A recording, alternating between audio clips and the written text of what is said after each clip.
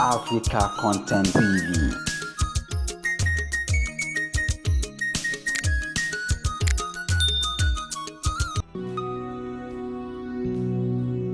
Ẹ bá mi dù ẹgbẹ́ ọmọ Afolabi.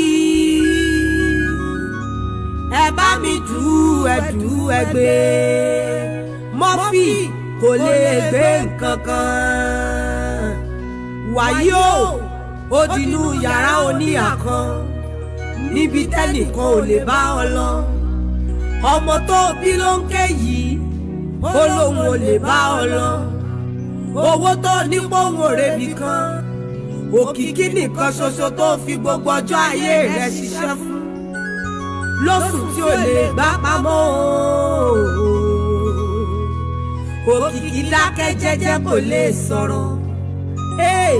Omi bọ́ lójú àwa èèyàn tóra ò lágbára lórí ikú.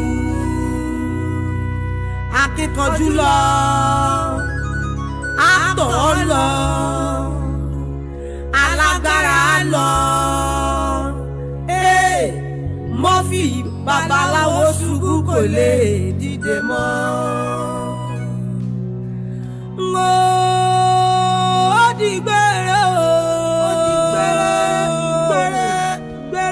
ọmọ wọn ló ṣọgbọ́rò kí ọmọ àsálà, ọmọ asún dẹ́dẹ́ bí àrọ̀, ọmọ àrọ̀ dẹ́dẹ́dẹ́ bí òkun. Ọmọ àrè ò pẹ́ dà, àrè mi ò pẹ́ dà, báàrè mi bá pẹ̀tẹ̀ mọ́mọ́ gbà á lọ́wọ́ mi. Òṣogbo òròkìgbò nílé ó gbàlejò, ńlẹ́ ọmọ onílẹ̀ obì ni mo ń ké sí lọ́wọ́.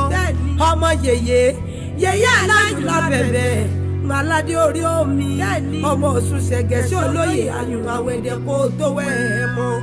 Ó di gbé ó dàrinà kò èyí kan ilé ẹ̀rínwó àfẹrẹmọ̀jókù ẹnu ṣàǹṣọ̀ṣọ̀.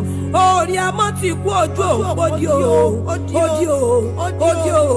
ó dìgbà ó di gbére ó tún di bẹ́ẹ̀ ní Ìbàdàn.